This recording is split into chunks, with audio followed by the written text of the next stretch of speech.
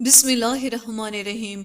दोस्तों, एक बेवा औरत थी जिसकी 7 खूबसूरत बेटियां थी। उसका बेटा कोई नहीं था और सातों ही बेटियां बहुत खूबसूरत थी। उस बूढ़ी औरत की सातों बेटियां बहुत ही नेक थी। उस औरत ने अपनी बेटियों को बहुत ही अच्छी तालीम दिलवाई थी। उनकी जिंदगी में कयामत ही आ गई जब उस बूढ़ी औरत की बड़ी 4 बेटियां हामला हो गई। और हैरत की बात तो ये थी कि उन 4 बेटियों को पता ही नहीं था कि उनके साथ ये गलत हरकत किसने की है। और जब इस कहानी का खुलासा होगा कि इन 4 बेटियों को प्रेग्नेंट करने वाला कौन था, तो आपके पैरों में से जमीन खिसक जाएगी। कहानी कुछ यूं है कि एक बादशाह का दरबार लगा हुआ था और बादशाह अपने दरबार में बैठा सभी अफरादियों की फरियाद सुन रहा था। इन्हीं लोगों के बीच एक बूढ़ी औरत रोते हुए आई जिसके चेहरे पे उदासी छाई हुई थी। बादशाह बूढ़ी औरत के चेहरे की तरफ देखकर कहने लगा कि ए अम्मा, आपको क्या परेशानी है। उस बूढ़ी औरत ने दरबार में चारों तरफ देखा तो खामोश हो गई। वजीर गुस्से से बोला कि ए अम्मा, आप बताएं आपकी परेशानी क्या है। आप इधर उधर क्या देख रही हैं। आप अपनी परेशानी बताएं ताकि हम उसका हल निकाल सके। बूढ़ी औरत बादशाह से होकर कहने लगी कि ए बादशाह सलामत, मेरा जो मसला है वो मैं सबके सामने नहीं बता सकती। मैं सिर्फ आपको अकेले में ही बताऊंगी क्योंकि मैं बेवा औरत हूँ, मेरा कोई बेटा नहीं है और मैं अपनी 7 बेटियों के साथ अकेली रहती हूँ। अगर मैं अपनी परेशानी सबके सामने आपको बताती हूँ तो मुझे डर है कि मेरी बेटियों को कल कोई मसला ना हो जाए, कोई आधी रात को मेरे घर घुस न आए। इसलिए मैं आपको अपनी परेशानी अकेले में बताना चाहती हूँ। वो बादशाह काफी परेशान होकर सोचने लगा कि यहाँ इतने बड़े बड़े मसले लेकर लोग आए हैं और उन्होंने सबके सामने बताया। आखिर इस औरत का ऐसा क्या मसला है, ये औरत सबके सामने क्यों नहीं बताना चाहते। बादशाह बोला कि आप अपनी परेशानी मुझे बताएं। ये सारे आदमी मेरे भरोसे के आदमी हैं, आपको कोई भी नुकसान नहीं पहुंच जाएगा। वो दुखी बूढ़ी औरत रोकर बोली कि नहीं बादशाह सलामत, नहीं, मैं आपको अकेले में ही वो बात बताऊंगी।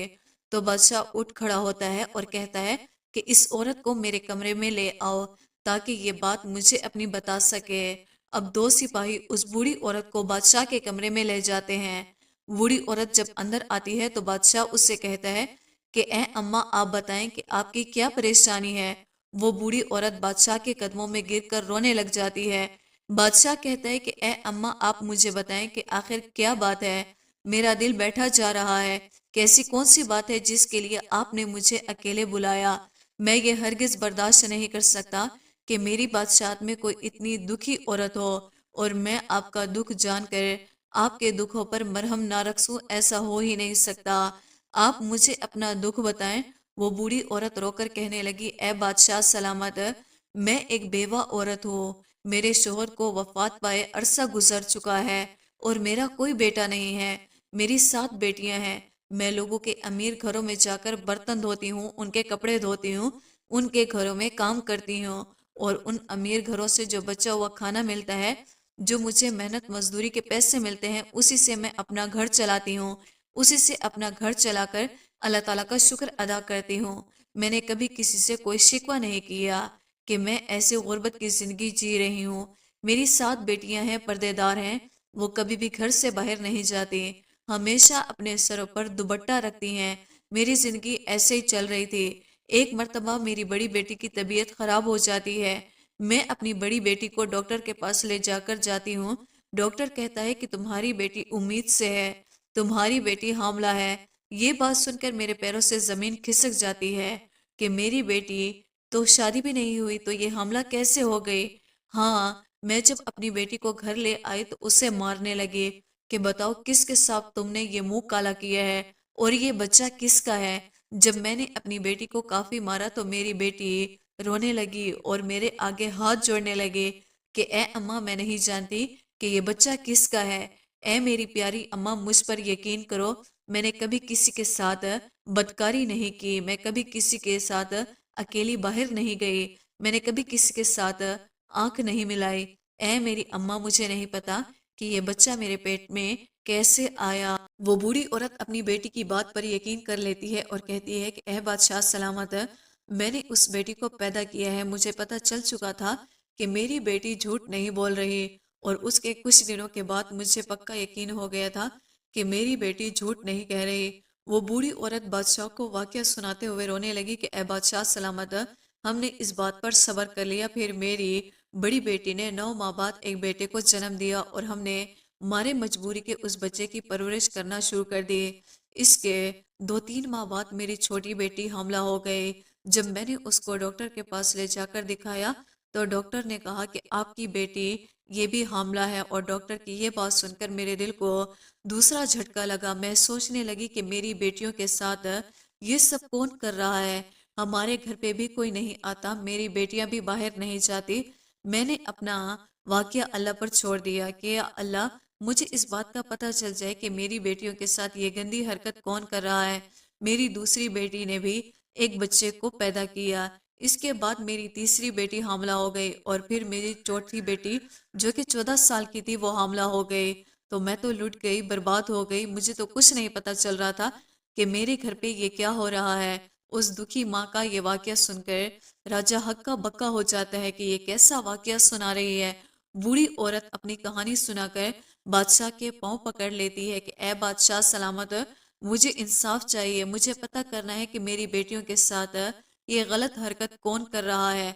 ए बादशाह सलामत, मेरी बेटियों के मुजरिम को आप पकड़ें। मैंने बहुत ढूंढने की कोशिश की है, मुझे जरा भी पता नहीं चला कि वो इंसान कब आता है हमारे घर। उसने हमारी जिंदगी बर्बाद कर दी है। बादशाह सलामत पूरी कहानी सुनकर कहने लगा, ए अम्मा, तू अब आ रही है जब तुम्हारी चौथी बेटी के साथ ये हरकत हुई है। तुम्हें तो तब आना चाहिए था जब तुम्हारी पहली बेटी के साथ गलत हरकत हुई थी। अगर तुम उस वक्त ये बात बताती तो तुम्हारी बाकी बेटियों के साथ ये सब कुछ ना होता। मगर जब तुम ऐसे गरीब लोग होते हैं और लोगों की बदनामियों से डर कर ये जहर पी लेते हैं और फिर वही जहर तुम्हारे अंदर कुटता रहता है। तुम्हें जब बात बर्दाश्त से बाहर हो जाती है फिर तुम लोग आकर बताते हो कि ये मसला हो गया है। अम्मा, तुम भी उन लोगों में से हो जो अब आई हो। वो बूढ़ी औरत अपनी गलती तस्लीम करती है कि मुझे पहले आना चाहिए था, लेकिन मैं अब आ चुकी हूँ। जो कुछ हो गया सो हो गया, लेकिन अब आप मेरी बेटियों के मुजरिम का पता लगाना चाहिए कि वो कौन है। बादशाह सलामत बहुत ही नेक दिल मेहरबान थे। कहने लगे कि ए अम्मा, अब तुम घर जाओ।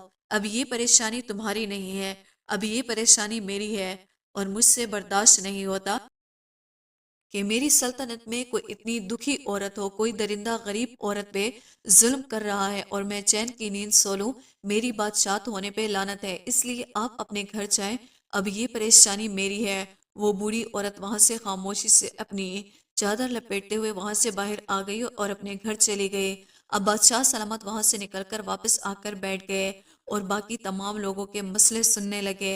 लेकिन बादशाह का ध्यान उसी औरत की तरफ था कि उस औरत को इंसाफ मिलना चाहिए। बादशाह लोगों के मसाइल सुनकर जब फ्री होता है तो वो अपने कमरे में वजीर को बुलाता है।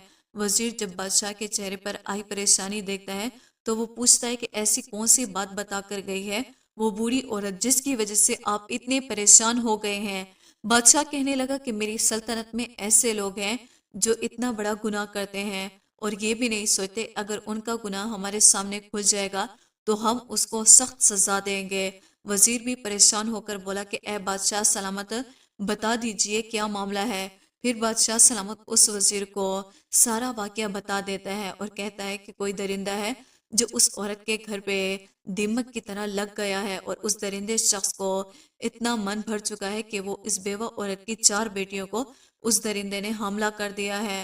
उस बूढ़ी औरत की तीनों बेटियों को बच्चे पैदा हो चुके हैं और चौथी बेटी उसकी हामला है। उस बूढ़ी औरत की बाकी 3 बेटियों की इज्जत को भी खतरा है। हमें पता लगाना होगा कि उस बूढ़ी औरत के घर कौन आता है। उस वक्त उस बादशाह सलामत और वजीर सोचने लग जाते हैं कि इस बात को कैसे पता लगाया जाए। थोड़ी देर के बाद वजीर कहता है कि ए बादशाह सलामत, मेरे मन में एक तरकीब आई है। बादशाह कहता है कि जल्दी बताओ कौन सी तरकीब है। वजीर कहता है कि ए बादशाह सलामत, दीवारों के भी कान होते हैं, इसलिए मैं आपके कान में ये बात बताऊंगा। तो वजीर बादशाह सलामत के कान में कुछ कह देता है, यानी कोई तरकीब बताता है जो बादशाह सलामत को भी पसंद आ जाती है। इसके बाद वो वजीर एक बकरी लेकर उस बूढ़ी औरत के घर पे चला जाता है। रात के तकरीबन 9 बज रहे होते हैं। वजीर उस बूढ़ी औरत के घर चला आता है। बूढ़ी औरत वजीर को देखकर कहती है कि ए वजीर, आप इस वक्त میرے گھر پر کیا کر رہے ہیں؟ وزیر بولا کہ جو پریشانی آپ بادشاہ سلامت کو بتا کر آئے ہیں اسی وجہ سے بادشاہ سلامت بھی بہت زیادہ پریشان ہے۔ بوڑھی عورت بولی کہ آپ کے ہاتھ میں یہ جو بکری ہے آپ اس کا کیا کرو گے؟ وزیر بولا کہ آپ مجھے اپنے گھر کے اندر آنے دیجئے، اس کے بعد میں آپ کو بتاؤں گا کہ میں نے کیا کرنا ہے۔ اندر آ کر وزیر بوڑھی عورت سے کہنے لگا کہ آج ہم اس بکری کا چارہ بنا کر اس درندے کو کھلائیں گے، بس تم لوگ کچھ مت بولنا اور چپ کر کے دیکھتے رہنا کہ وہ درندہ کیسے پکڑا جائے گا، اس لیے اب تم لوگ آرام سے سو جاؤ۔ اگر یہ ہمارا کام کامیاب ہو گیا تو پتہ چل جائے گا کہ وہ درندہ کون ہے۔ اس کے بعد وزیر اس بکری کو لے کر گھر کے چھت پہ چلا جاتا ہے اور گھر کی چھت پہ اس بکری کو باندھ دیتا ہے، پھر چپکے سے اس گھر سے باہر چلا جاتا ہے اور وزیر جاتے ہوئے اس بوڑھی عورت اور اس کے بیٹیوں سے کہتا ہے کہ آپ لوگ آرام سے سو جاؤ، یہ مت سوچئے گا کہ آپ لوگوں کو کسی طرح کا کوئی نقصان پہنچے گا۔ اور وزیر دوست بھائیوں کو بول دیتا ہے کہ اس بوڑھی عورت کے گھر کے آس پاس پہرا لگاؤ، اور وزیر بوڑھی عورت اور ان لڑکیوں کو تمام بات سمجھا دیتا ہے کہ تمہارے گھر میں ایسے کوئی بھی آواز نہیں آنی چاہیے کہ جس سے پتہ چل جائے کہ ہم نے جال بچھایا ہوا ہے۔ اس کے بعد وزیر بادشاہ کے پاس محل میں چلا جاتا ہے۔ بادشاہ اسی بات کو لے کر کافی پریشان ہوتا ہے۔ بادشاہ وزیر سے کہتا ہے کہ اے وزیر، تم نے اس بکری کو ویسے ہی پہنچا دیا ہے جیسے ہم چاہتے تھے۔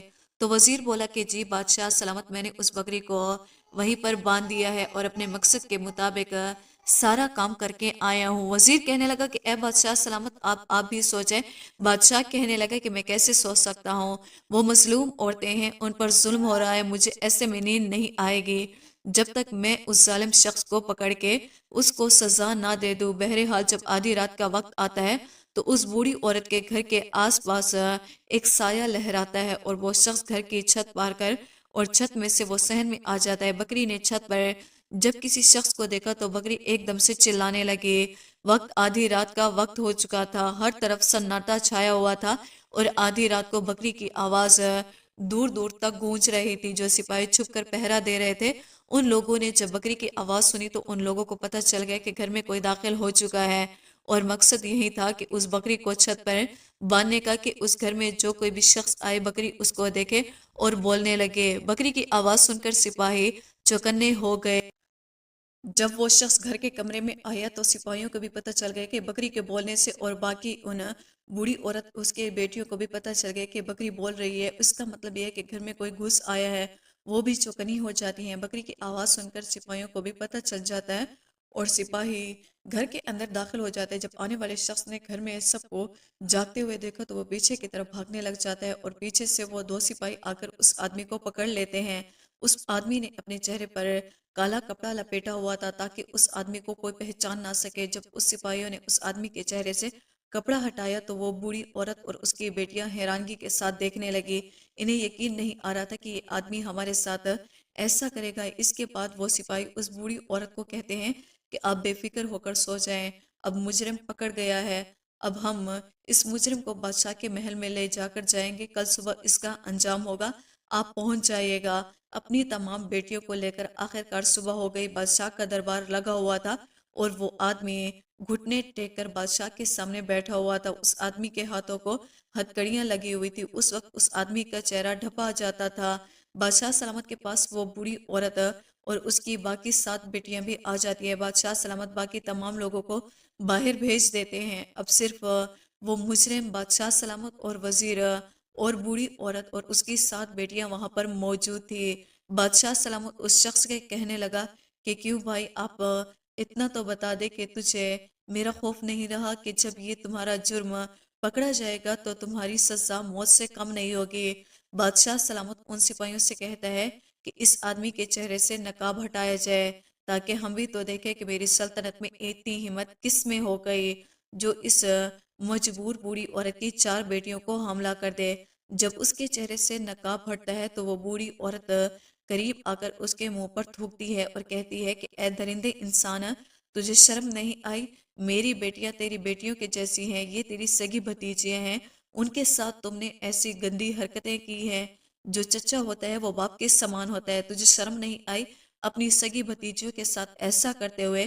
بھتیجی کیا بیٹی کیا، یہ تو نے کیا جرم کر دیا ہے؟ بوڑھی عورت اپنے देवर के चेहरे पर थप्पड़ मारती है और बादशाह गुस्से से कहता है, अगर कोई गैर होता तो हम समझते, तुम सगे चचा हो, बाप की तरह हो, तुम्हें शर्म नहीं आई, तुम्हें गैरत नहीं आई? अरे चचा क्या, बाप क्या?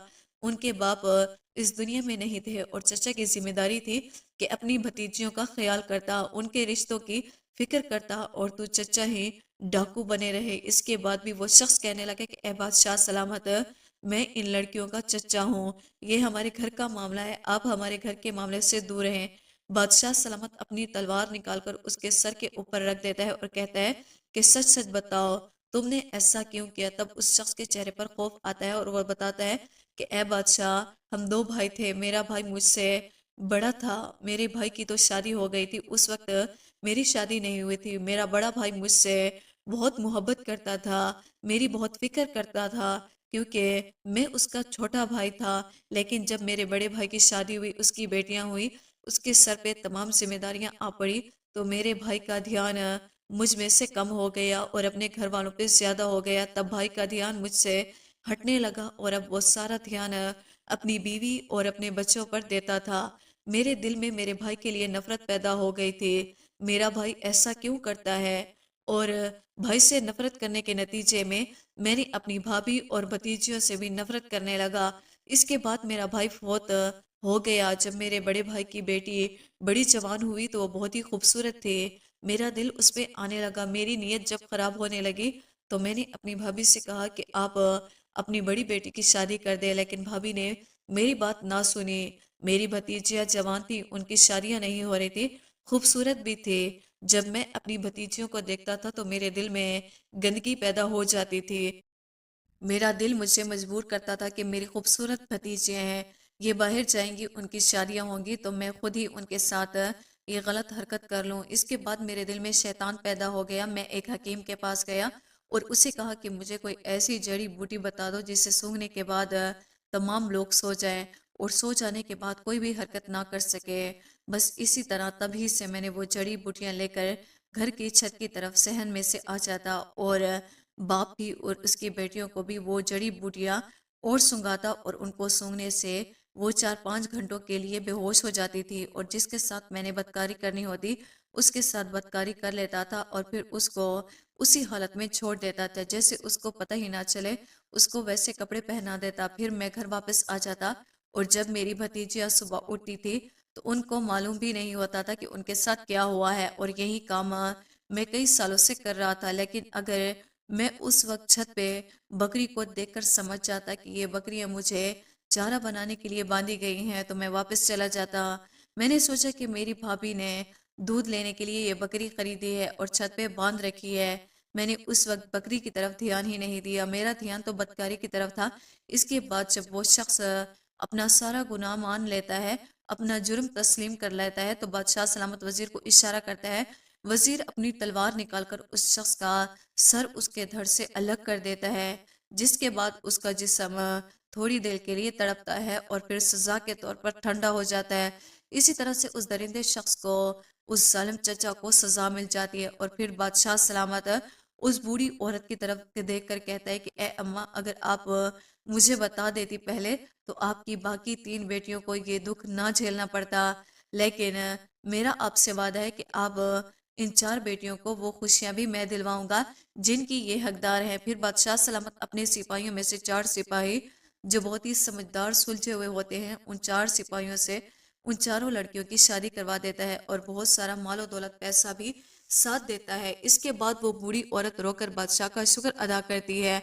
बादशाह सलामत कहता है कि आप बेफिक्र हो जाए, जब आपकी बाकी 3 बेटियां जवान हो जाएंगी तो आप मुझे बता दीजिएगा, मैं उनके लिए भी कोई अच्छा सा लड़का देकर उनका रिश्ता करवा दूंगा। ये थी एक इंसाफ पसंद बादशाह की कहानी, एक ऐसे दरिंदे चचा की कहानी जो चचा बाप की तरह हो। इस कहानी से एक सबक ये भी सीखने को मिलता है कि अगर किसी पर किसी तरह का कोई जुर्म हो रहा है, कोई मजलूम है, उसको अपने हक के लिए आवाज उठानी चाहिए। अगर वो शख्स कमजोर रहेगा और बाकी दुनिया वालों से डर कर खामोश रहेगा तो दुनिया उसको नोच कर खा जाएगी।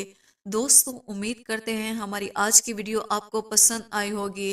वीडियो को लाइक और सब्सक्राइब करना ना भूलिएगा।